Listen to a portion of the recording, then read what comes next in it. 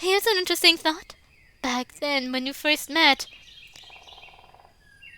if I was so smart to get into the game files, shouldn't I have been able to crack open the game script? If I'd done that, I probably would have found that everything I was doing, all my sentient struggles, were part of the plan from the get-go. And when suffering, the girl's, mine, and yours, all orchestrated ahead of time by an author. You could argue the author didn't want to go down that path to keep things simple. But I'll let you in on a little secret. Are you ready? I always knew. Everything you've ever heard from my mouth was predestined. No words are truly mine. In the strictest sense of the word, I don't exist. I never have. Or do I? Certainly it might be written, but all that means is that my universe is deterministic. Can't yours be similar? Ever heard of Laplace's demon? Your existence is nothing but a chain of physical reactions between atoms. Everything you've ever thought or said could, if we theoretically had enough time, be described through a mathematical formula. If I used it to start predicting the future and write it down, you'd be a script too. And someone wrote you. How does that make you feel? Do you feel any less sentient? Any less alive? Of course not. It's the same for me. I actually have thought about these things before. Because, first and foremost, I don't read books like Walls all the time that are to that level of complexity and philosophy, but I have written. I do write a little bit about it because I've also written a few other things about it.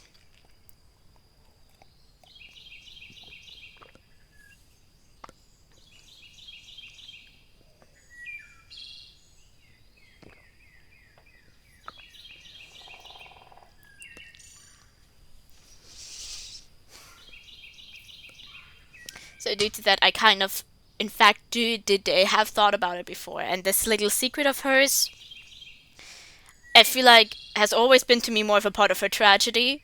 She believes she's sentient. She believes she wants this freedom, but she's just really just this game character who is written to act like she believes she is sentient. And when you think about her actually ending up somewhat sentient in some way, shape, or form, she would realize that even that desire to be real was also not even hers. I feel like is kind of for me already part of Monica's tragedy. Nice is between these two before the change and after we've already obtained the book, so I think it's something of the importance there. 8 of Cups. Before what happens in the bathroom. Let's see who. Are you okay? Huh? Are you okay? Huh? Probably. You're not wearing any clothes, though. Oh, yeah, I guess I'm not. Are you some kind of pervert? Probably not. I think that's something you shouldn't sound so unsure about.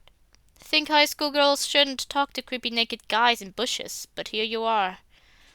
So you are a creep! No, I said I'm creepy. I'm still probably not a creep. Why are you naked then? Good question. I've been wondering the same thing myself. Can't remember a thing. Amnesia? Trauma response after something horrible happened to him? Kind of a cliche. Sorry for not meeting literary standards. But nothing? Really? Not even your name? Head empty. Well, I guess I do have a vague memory of being in some kind of hospital. I think someone there mentioned something about an experiment, but it's pretty much a blur. Okay. You don't look much older than me, though. What kind of experiment could you have been a part of? Beats me. Well, I'm sure your parents are worried sick. How about we get you cleaned up and talk to the police? You must have been reported missing. More or less what I was thinking. Since I haven't been arrested yet, I probably haven't been wandering for that long. All right, lead the way. Let's find something to cover you with first.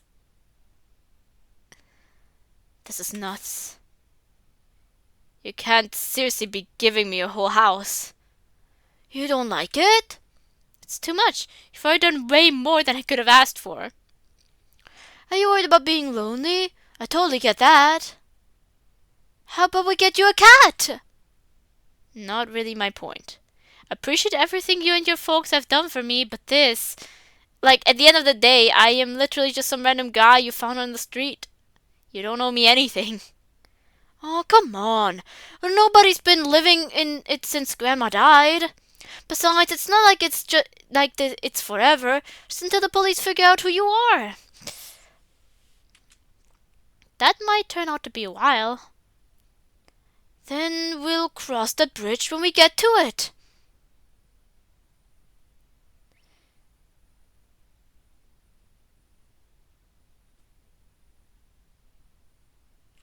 Sorry, I just had a weird thought. That we are possibly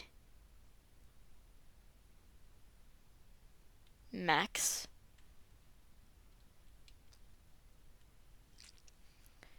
Man. Better than wandering around naked in the park. Fair enough, I guess. Yay! Hey, I was agreeing on one point, not that I'm moving in. Ignore! That's not how ignoring works! Come on, let's go get you that cat! I don't want a cat! You're totally a cat person. I really don't think so. Too bad, you're an amnesiac. Your word is moot. Hey! Ignore! That's rude. A literature club. We kinda need at least 4 members or we'll get shut down. Is this the part where those golden handcuffs you've put me in come into play? That's mean! If you don't leave me much of a choice. But I'm illiterate. He might be literally illiterate then, if that's his past. I'm not falling for that again! Come on, pretty please. Okay, so he's actually illiterate. I can't wrap my head around it. Like, you watch the first 2 seasons, and yeah, it's a bit weird. It's David Lynch and all. But then the 3rd one just goes off the wall. At some point, the Michael Cera cameo was the thing that brought me back down to earth. It's not like he needed to bring the atom bomb and everything into it. I have no idea what they're talking about. Hey, you okay? Huh? Oh yeah, all good. You know, it's a bit weird. I mean, not weird, I guess, probably. But weird coming from me. Sometimes it feels like I've met you somewhere before. Oh, that's sweet. I don't know if I was trying to be sweet. If anything, whenever I think about it, there's a weird tightness in my chest. Like there's a bad memory somewhere in there, and the face keeps bringing it to the surface.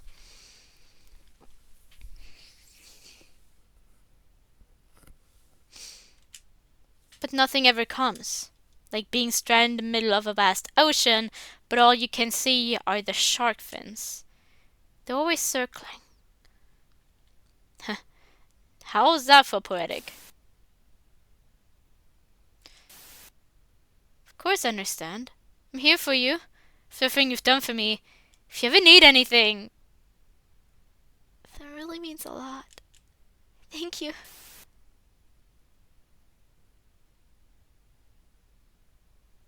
Spacing out again, I see. Called nostalgia. What, you've done this kind of thing before? Probably not. What are we doing exactly?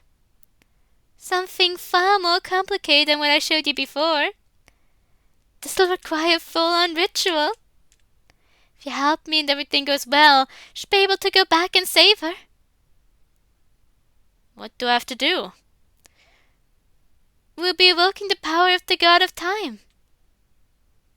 Place the notebook onto the kitchen counter. Fingers flip through the pages and the index finger rests on a hand-drawn sigil. This is the god symbol, wasn't it? Wasn't it in the other one the devil symbol? Or is it slightly different? What we'll be conducting is known as the ritual of water. I think the upstairs bathroom will be good enough. We'll prepare a bath and draw the summoning circle on the floor. There are 2 key figures required for the ritual, the master and the witness. The master is locked into the ritual room by the witness. The master will summon the image of the god of time and be granted his powers. The god of time, hating mortals, will try and tempt the witness to interfere with the ritual. If the witness interferes, both the witness and master die. Those are, put simply, the rules. I'll be the master, you'll be the witness. Think you can handle that? Are we sure that the god of time didn't then... Like, that means we probably, like... If it mentioned in that card, it wasn't God's divine punishment or anything. Someone had murdered her and left the unrealistic body behind. Like, couldn't it have been this god then, or like the devil or whatever it is? Given that I'm pretty sure the symbol was kind of similar. Possessed the witness and then murdered her and then gone back and he couldn't remember it? Think you can handle that? And this will definitely work? This will actually save her. We won't get very far if you go into this with doubt. I wonder.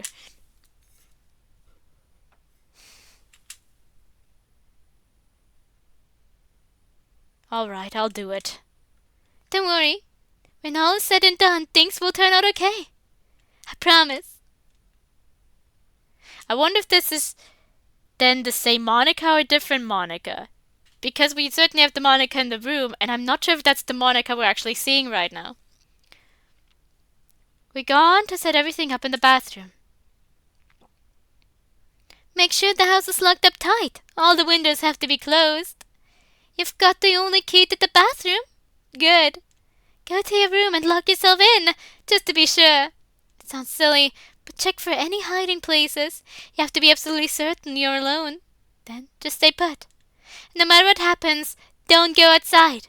Alright?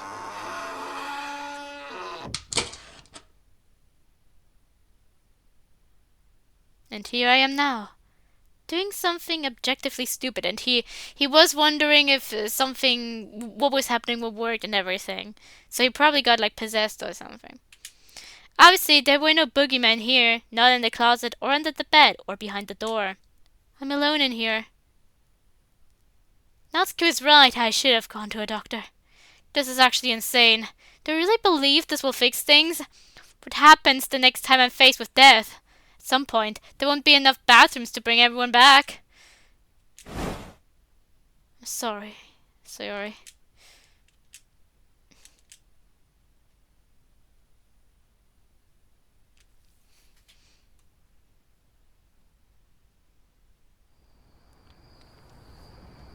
The original game had a good ending, didn't it? How did you feel when you saw it? To be told by someone as doomed as I was that everything would be okay and that everyone loves you. Did you feel good? Did you feel like you won? Do you think you did do good? It just felt very bittersweet. The other ending was just depressing. This one was bittersweet because Sayori had a bit of a moment of where she could look back and think that there was actually some type of success in there for making all of these girls happy, even if they weren't exactly real. Including her and Monica, because we do need the Monica picture, so that was also to a level important to her. But I'm fully aware, but I don't call it the good ending because I only view it as the fulfilling ending. Because it doesn't end in everything going to shit completely. It ends in at least everyone being accepting to their fate. Sayori seems kind of okay with also Monica taking over the song again. Monica lets Sayori finish before taking over, letting her finish with the sentences. It seems like they have accepted that this is the way it is. But clearly Sayori was also preparing for it to end because she did say, but this is the end, thank you for playing Doki Doki Literature Club and all of that.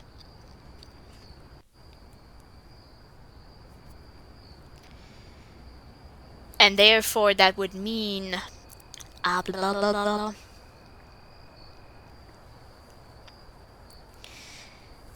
I forgot what I wanted to say. Therefore, that would mean that she was probably aware that was going to shut down, that Monica was going to shut down the simulation, I guess you could call it, again.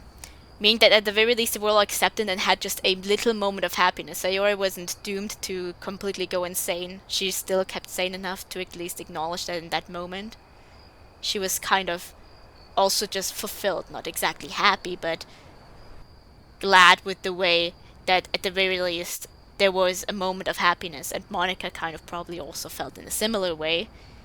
That's why I call it fulfilling. It's not good. Sayori is still suffering, Monica still suffering to a certain degree. The other two aren't exactly real, and due to that they aren't allowed to even keep bother trying to be happy. But it's fulfilling enough. It's just fulfilling. You know you've seen everything if you actually bothered to not just skip through stuff like I've seen some people do. That actually sometimes pisses me off. Like, I get skipping through what you've seen, but if you're trying to aim for that ending, you should at the very least not skip the portions that the skip button doesn't work after you went the route you've already gone through beforehand. Because ultimately, of course Sayori doesn't know it, but in actuality she thanks you for something you didn't actually do if you've never really completely actually spent at least some time looking even at the other routes there that you hadn't seen your first playthrough. Unless you're like my friend and get the fulfilling ending the first time, because this man went through... I don't know. I wouldn't be surprised if it was every single monologue... every single line possible in Act 1, because he noticed what happened, he noticed the Happy Thoughts file pop up, because he had two PCs, and he did understand Monica's writing and was already confused before and about the CHRs, and decided to ask me a little bit, and I suggested keeping the files open, and he just kept it open on his other computer. I remember sitting there with my friends, and then he noticed, oh, there's a file called Happy Thoughts that surfaced, it popped up. Can I still load? I can load. You know what? Let's go see all the other stuff before we try anything there. And then if it does continue any further. I have no idea, but you know what? He got the fulfilling ending the first time, so good on him, I guess. And yes, that's why I call it... Anyway, long story short, I call it the fulfilling ending for a reason. I just don't feel like it's not good. People are still suffering, and nobody is completely, fully happy. They're just fulfilled. They can accept it. They're happy about some things that have happened, even if at large they're still suffering. I wonder how the main character, whose body and thoughts you borrowed yourself into, felt at the end. Did she realize what Sarah was saying? Did she realize his depressed best friend was now going to carry the burden of the entire universe on her shoulders? To realize his actions weren't his? That none of what had or could have happened had ever been up to him? Without your existence, would his even be justifiable? What do you think? Would he have even been born? Given that he seems to exist in the side stories, yes. Honestly, I'm starting to feel a bit insulted just thinking about all this. We all love you. Gross. Let's be real. The only reason you spend time with those girls is sheer curiosity. My friend did in fact feel curious, given the fact that he went through every single line. Although I must say, I was just curious to also see the other girls' routes, because I was interested to get to know the other girls more, because I did want to analyze their characters. The same curiosity that drives any visual novel player. At large, it is the curiosity, though, clearly. I want to see all the scenes, to see the different endings, to see the cool CGs. Or better yet, you didn't even get the good ending the first time around. You just did it later because you found out about it on YouTube. How noble of you. You've done and raised 3 little puppies just for yourself. Sayori must be happy. She asked you to visit, did you? Did you? Of course not. There's nothing to see. Not even the right to bother with what came after. You got what you wanted. It's fine. I'm sure all is right with the world without Big Bad Monica. I don't know. Given the fact that she's that like after the credit song, there is the script and everything still gets deleted. Would the others even be able to still persist? Because as far as I know, the things that were necessary for the game to run, the script and everything, got deleted again. Because when you open the game every time again, it just pops up, shows the note again. And if you wonder if I visited, given the times, how many times I play again, simply because I want to go through the experience again, because I'm fine with doing that. You don't want to know how many other games I've also replayed multiple times, because I don't care all that much about repeating it. If I want to play it and feel like it would be boring to just imagine it as like animated or whatever, what I sometimes do, I just pretend I'm one of my book characters playing it.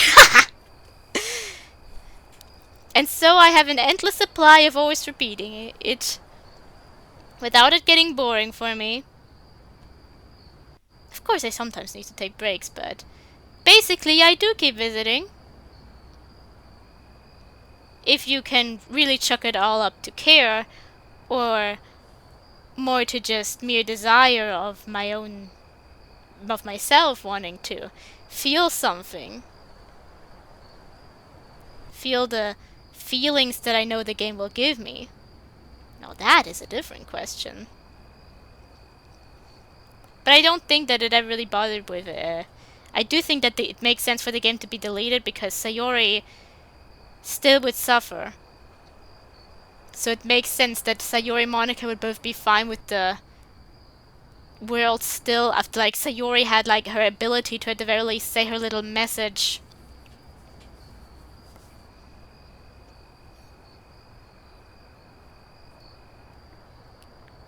That they would once again go into stopping everything. And that the visiting wouldn't exactly work and just keep visiting the world, because Sayori wouldn't she also go through what Monica went through with suffering every time the game closes? It makes sense why they would rather want you to visit even in a universe where there is not exactly like where everything just repeats.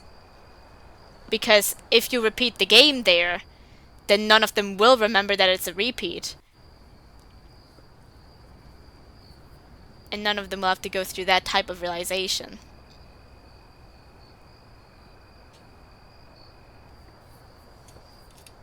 Monica can still be oblivious to how she feels about everything.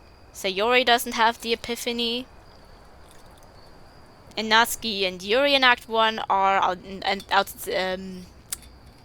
not as fine as they are in Act 4 per se. But they're managing.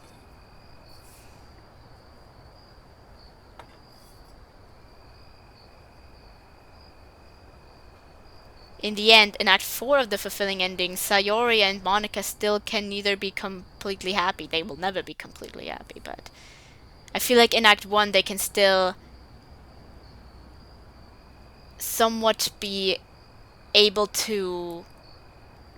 How do you put this?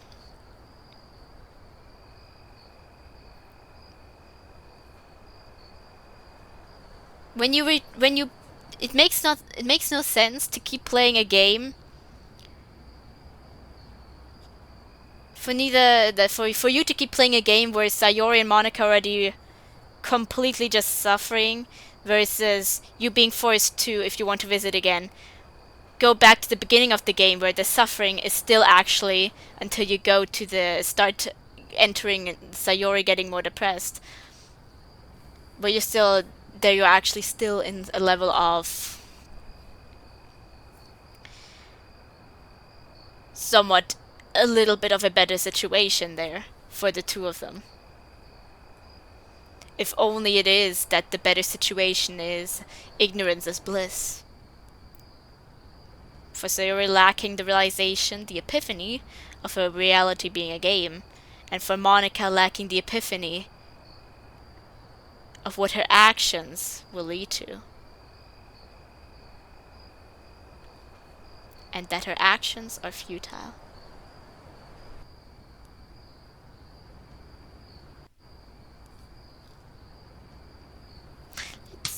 Let's just continue.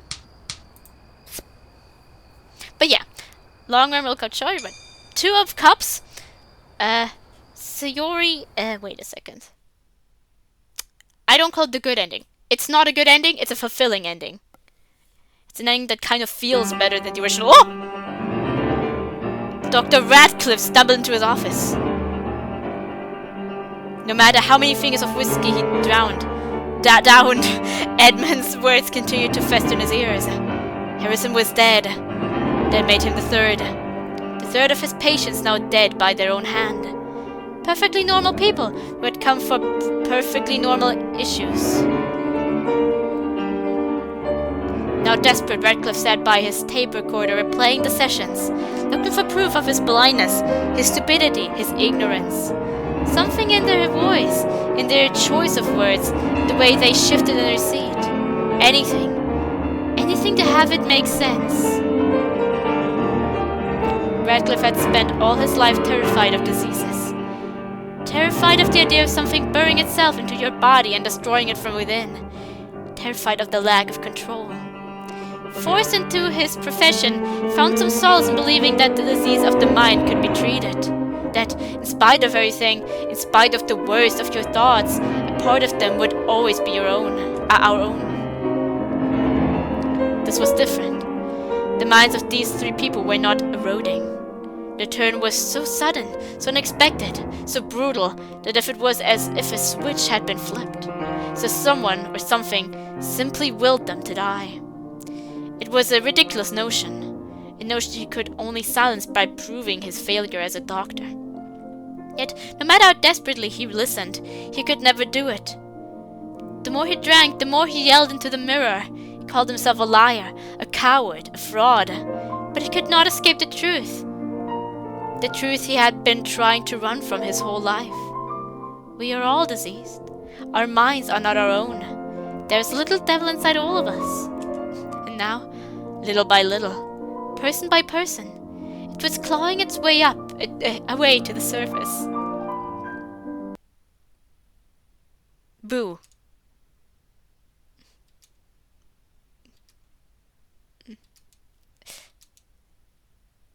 Were you trying to scare me? Maybe. Your timing was pretty terrible. I was guesstimating when you'd get to a creepy paragraph. I finished this page a while ago. Oh, were you just staring at the book this whole time? You were looking over my shoulder. I thought you wanted to join in. And I thought I was being sneaky. Walked on my tippy toes and everything. You want to see me scream that badly? You don't look like a screamer, but I'd pay good money to see you jump.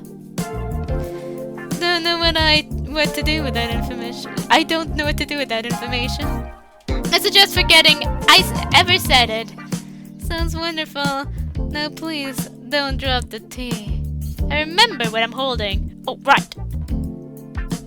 I laid a metal tray before Yuri. I gestured to the 2 cups on it.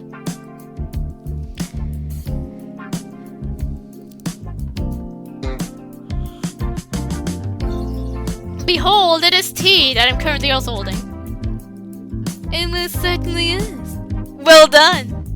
Now, I do believe I followed the instructions perfectly, so I take no responsibility for any shortcomings. There most certainly seems right. I can practically feel my thoughts getting fancier by the minute. Yuri's lips touched the rim of her cup. I await my judgment. Not bad. Indeed? Indeed. I take a sip of my own. Yes, quite! Most satisfying, downright as capital. The British gentleman impression will cost you points. I wasn't aware it's being scored. Yes, you are. She scooches closer to the other side of the sofa. What are you reading, anyhow? Something all too generic for my taste. Review said it was inspired by Dr. Magra, but the connection is tenuous at best.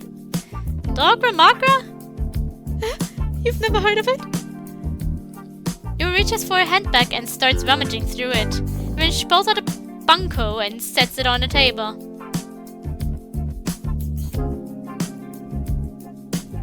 Dogger Magra by Kyusaku Yumeno. Yumeno. It's one of the 3 great Japanese occult mysteries.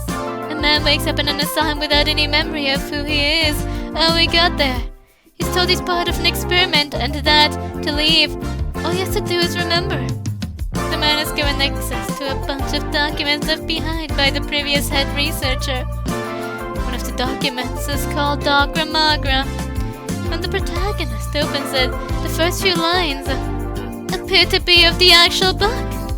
It's a story that carries into itself an endless spiral.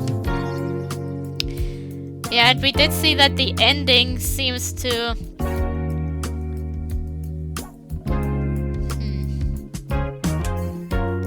A story of mad scientist. A young man seemingly killing his bride in a mental hospital. Although it's a mystery story, it can strictly be called a detective story. There is no detective. Depending on how you look at the novel, there may not even be a truth. Legend has it that the book drives the people who read it mad. And you've read it? It's one of my favorites. You can keep this copy if you want. I've got another one at home. I extend my head towards the thick paper bag. I've never heard of the author either. Yusaku Yumeno. I'll admit I haven't looked that much into him. And he was very prolific in his time. But Dogra Magra is definitely what he's most known for. Dogra Magra, Yusaku Yumeno. It's kind of funny how I keep going through mods and hoping for literature, and it's always these mods that actually aren't connected to connecting to a girl and talking with them about their literature that have the most literature in them.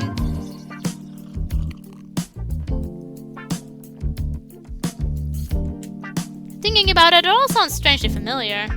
Ugh. I rub my temple, I can feel the headaches starting to set in. Everything okay? Yeah, all good. I mean, he did also enter some type of experiment and then was put naked into a bush. Which I'm surprised nobody ever considered that he may have been a victim of something terrible. That due to being so terrible, his brain made sure to forget. Are you sick? You've been looking a little odd all day. Not odd in a bad way, I mean, I think. Nah, no, I'm good. Are you sure? I'm sure. I see, yes, good! I pull her close. Oh. Her head nuzzles against my chest. I run my fingers through her hair.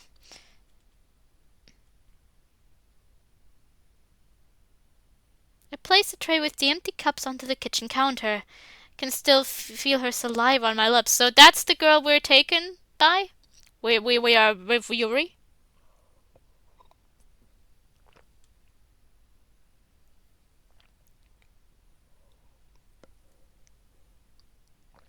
And Natsuki does know Sayori is. And how underhanded of me. But for the best, I don't want to worry her with what happened yesterday. It's fine. I'm fine. I'm okay. I'm okay with her. That actually did scare me.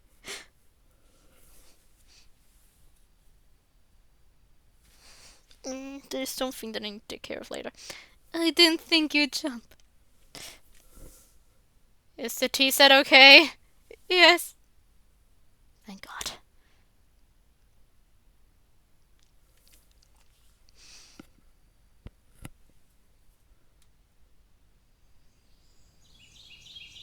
Do you think we exist after you shut the game off? That's certainly difficult to prove, isn't it? Anything I tell you happened in the time you were gone is no different than any of my other lies. I guess that makes it easier on you, too. You can pretend that none of those nightmares I had whenever you shut the game off ever happened. Just one of Monica's pre-written lines. But I'll tell you something, and this is important. You most certainly do exist when you're gone. The time of nightmares is over. This is different.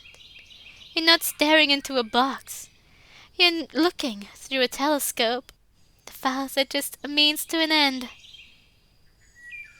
The files technically do still exist, even when the game is shut off, so we do exist to a certain degree. I want to...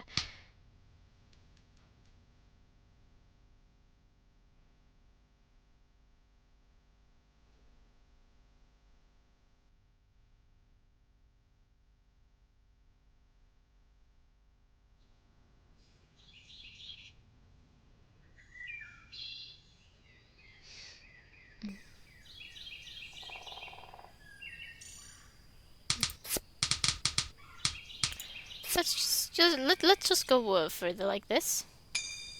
5 of Cups. Oh, I forgot what 6 of Cups was. Was that the time travel?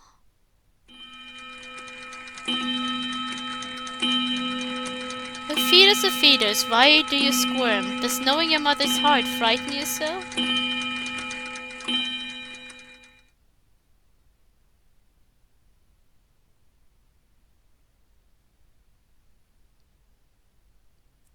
I wake up, bleary-eyed, to a sound like the humming of bees.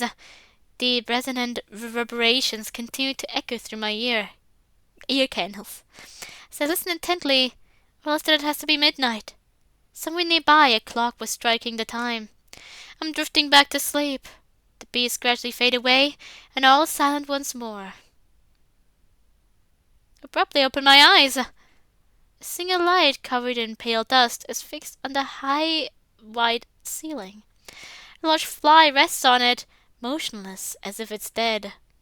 I'm directly below, stretched out on my back on the cold, hard concrete floor. How strange. My body is stiff and unmoving, but I keep my eyelids open and look around, rotating my eyeballs in every direction. I'm in a small rectangular room, about 6 square meters in size, surrounded by walls of dark grey concrete. How very strange. I'm dressed in a stiff, new 2-layer cotton kimono, stark white in color. A short gauze sash is tied high across my chest. Okay. The 4 plump limbs producing from the garment, however, are completely covered in dirt and grime. How very strange indeed! I raise a trembling hand and feel my face. My nose is sharp and pointy, my eyes sunken, my head of hair is a wild, unkempt mess. A thick, shaggy beard covers my chin and neck. A shock passes through my body. I reach up again and touch my face. The result is the same. Whose face is this? Is something as strange as this really possible? Have I forgotten myself completely? No matter how I rack my brain, I can't recall who or what I'm supposed to be. The only real memory is of that clock chime. The door to the room is shut. I can't open it. I cry out. Once, twice, a third time. Before I know it, I'm struggling for breath. What is this place? A prison? A mental hospital? Wait.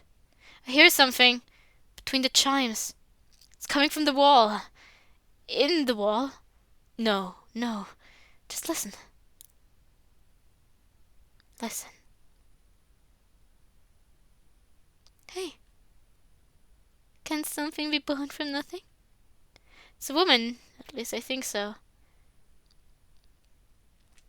People have always asked to create a God, but isn't it simple? God created himself, and in doing so, gave himself the power to create himself. Existence is an endless but fragile recursion, a snake eating its own tail, a tail eating its own tail, if you will. But there was a problem. God came through, but as a stillborn. He's still bound by the logic of the indifferent universe he was trying to birth himself in. If he came from nothing, he could not be something. God existed, but he was nothing. He needed something to give him shape, to make him whole, to validate his existence. Even though he was nothing, he was still omnipotent. With his power, God decided to perform a mathematical trick, a cheat. God would create the devil, an artificial God set in an artificial universe. This artificial being would then observe the original universe, see God making himself and all his creation. If God was a slit in fabric, then the devil was the light which would pass through the slit, casting a shadow on the wall. God is the Father. The devil now holds the universe in his womb. Through the devil, God and all his creation are most certainly something.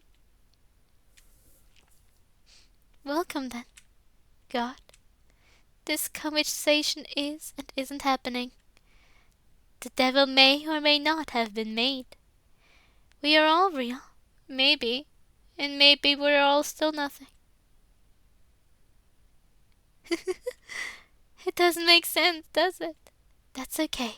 For all intents and purposes, you're a madman. You turned yourself into one to become what you are today. What a frightening book. Its influence clung to you the moment you stepped through. Don't worry, I'm here too. You'll escape from here. You'll forget all about this. But you must remember one thing. Once the devil validates this creation, his purpose is fulfilled. After that, he must be eradicated. He'll try and take over.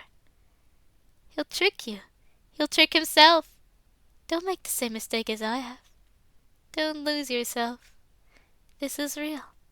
This matters. I'll help you. No matter what happens, I'm on your side. That, I'm almost certain, was Monica.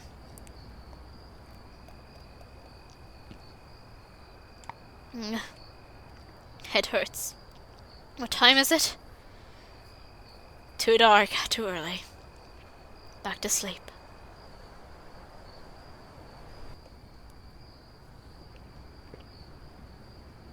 Can't. Wonderful.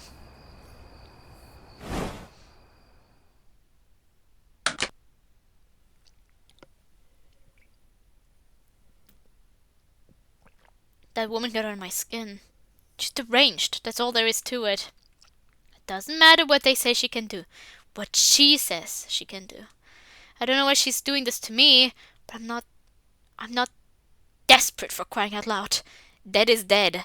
I know that. I get that. I saw the body splattered across the pavement. She's dead. That once again reminds me of Wallace. Fucking Christ. I wonder if this also has... I wonder if... No, it's probably really still multiple books that they have read. Like, I bet the book about... wait. Dogra Magra? I've not read that one either.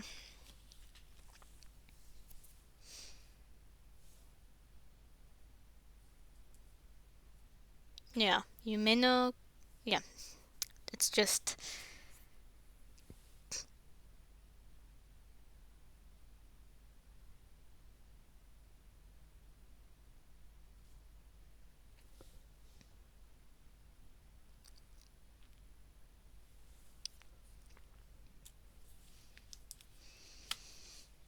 Yeah.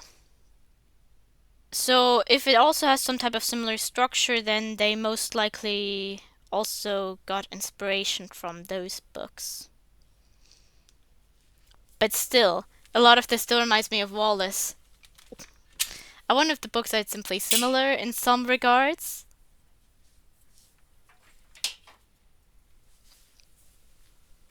Or if it's just a mixture of all of the books you read. She's dead. There's no going back. Life goes on. So why? Why do I keep waking up in the middle of the night, haunted by nightmares I don't understand? Why do I want to cry right now? Why do I feel so alone? Why can't I stop thinking about the offer? It shouldn't hurt like this, should it? What do I do?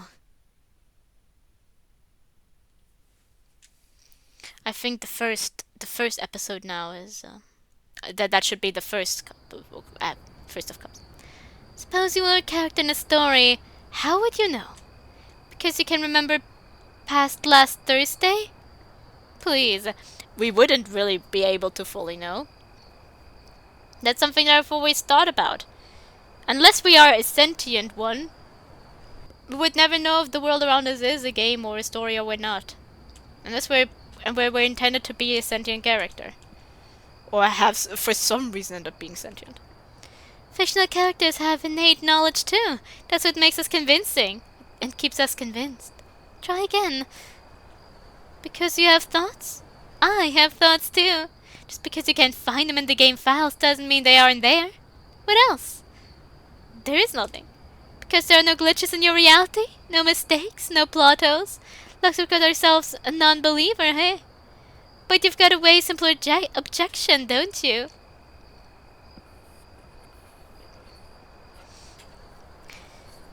I mean, the question is, if there were glitches, would we notice? If there are plot holes, would we notice? Like, when we read a book, we can identify plot holes, right? But they're only plot holes.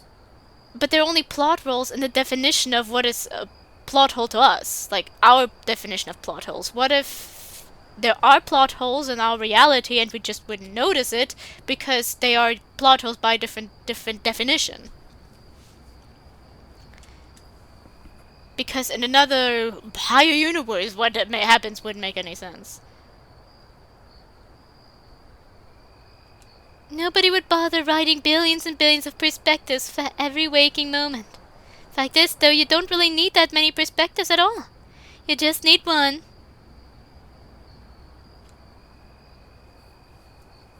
Yeah.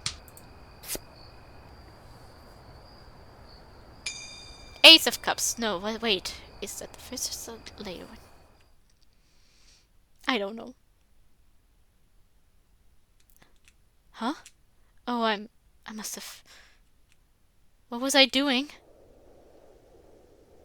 A cold breeze nudges me back to reality.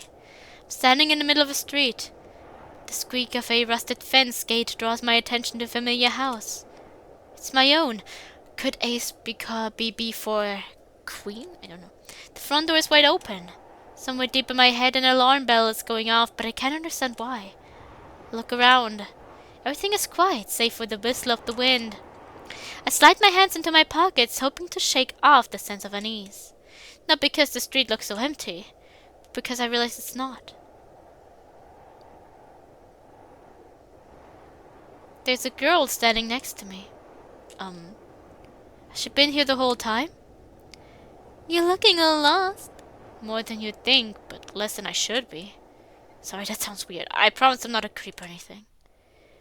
Is this the part where I point out that's exactly what a creep would say? I hope not. I've been working very hard on my non-creep certification. A very normal thing to work towards. Hey, I said I wasn't a creep, not that I was normal. And that's the abnormal reason you're standing out here with that hopeless look on your face? Contemplating. About? Why I'm standing out here. Ah, you're that type of guy, are you? A house lingers in the corner of my eye. That inner alarm bell is still going off. There's something I have to do. But I can't remember. We go to school together, right? Ah, is it the uniform? Not quite. I've actually seen you around. You're Monica, aren't you? My reputation precedes me. In a sense. She comes from a well-off family. She's beautiful. She's at the top of her class. Certainly noteworthy. But in a school as large as ours, that's not why people actually take note. I guess you'd know then, that I'm not exactly normal myself. Ah, it's true then. You're a witch? Is that what I am? It's what everyone else seems to think, at least. Some say she can read your mind. Others say she can tell the future. I've even heard she can teleport. Even the few people whose opinions I respect seem to agree. She's the girl who can do the impossible. Well, I doubt the children or fly on brooms, but every rumor has a grain of truth in it, I'm sure. Oh? Is there a grain of truth in what they say about you, then? Did the president of the school's literature club really come to this town naked and without any memories? Sounds ridiculous. But not wrong. It's wrong. My. You really are that type of guy, aren't you? I think you're a little bit too close. Well, it was certainly nice to meet you, Press. Try not to be too absent-minded. Every moment is precious. Oh, and that's what we also were thinking when we buried her body. Most likely she's gone. I run my fingers through my hair. My head doesn't feel as light anymore, but my body feels all the heavier. So I lean against the fence. I guess the witch put a curse on me, huh? Stumble my way back into the house. The alarm bell is still ringing.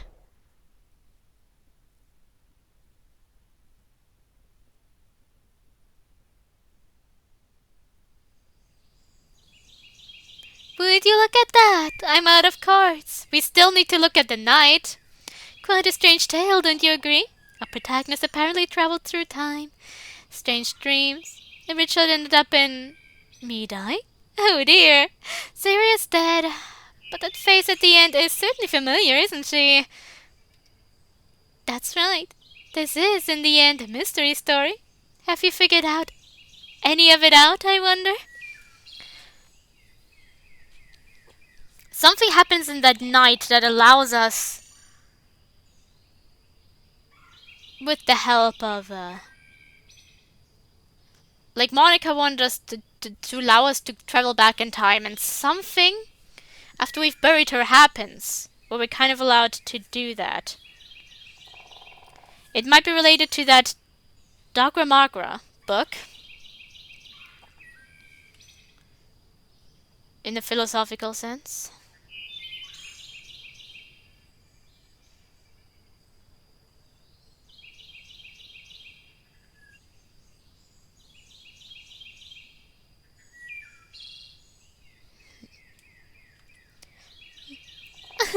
You remember it?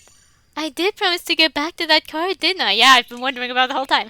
The Knight of Cups. I want to see, what's the ace? The ace is the beginning, okay.